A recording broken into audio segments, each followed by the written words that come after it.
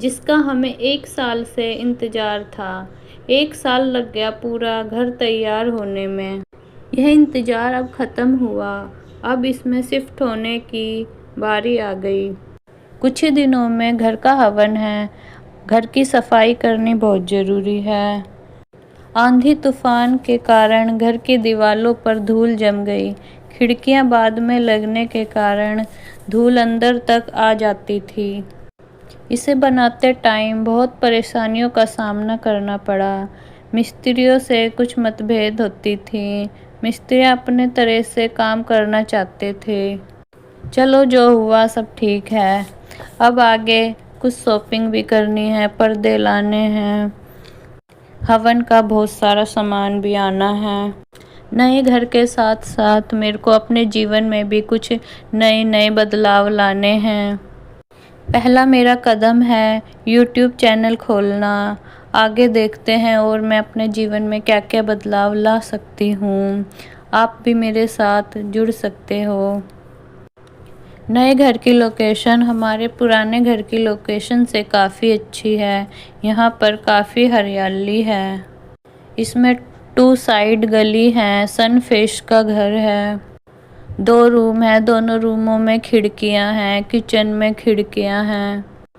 यहाँ पौधे लगाने का भी काफ़ी स्पेस है, जिसका मुझे बहुत शौक है। कई तरह की बेल, घिया, तोरी, करेले की मैंने लगा भी दी हैं घर में आने से पहले ही, फिर कभी आपको दिखाऊंगी। नए घर में सब काम मैंने अपने पसंद से करवाया है। पीओपी के डिजाइन हो, टाइल हो, किचन की टाइल हो, सब मैंने अपने पसंद से कराया है। कुछ काम अभी रहते हैं जो हम रहते रहते करवाते रहेंगे। घर का काम कभी पूरा नहीं होता, उसकी सुंदरता कितनी ही बढ़ाते रहो और काम चलता ही रहता है। जिस दिन हमने खिड़की का शीशा लगवाया, अगले ही दिन किसी ने तोड़ दिया।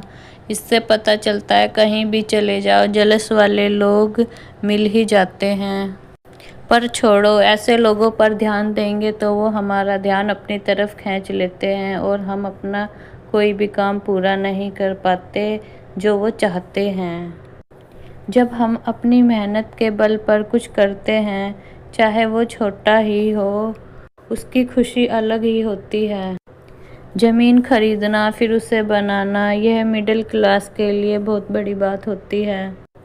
जो लोग बेईमानी करते हैं, इधर उधर हड़पते हैं, उन्हें कभी खुशी नहीं मिलती। लूटते भी तो किसको हैं? अपने बहन भाई पड़ोसी। तो कहाँ से खुशी मिलेगी?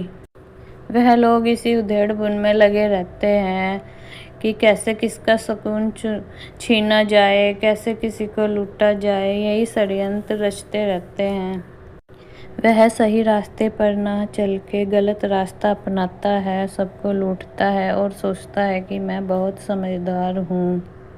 फिर सोचते हैं कि गंगा जी में नहा के आएंगे और सारे पाप धुल जाएंगे। या फिर सोचते हैं कि भंडारा करवाएंगे, कन्या बिठाएंगे तो हमारे कुछ पापों की कमाई लोग खाएंगे तो हमारा पाप धुल जाएंगे। ऐसे लोगों को भगवान से कोई डर नहीं लगता। उन्होंने भगवान को गुड्डे गुड़िया का खेल बना रखा है। ऐसे लोग बहुत खतरनाक होते हैं। आम इंसानों को वो क्या ही समझेंगे। इन लोगों से बच के रहना बहुत ज़रूरी है।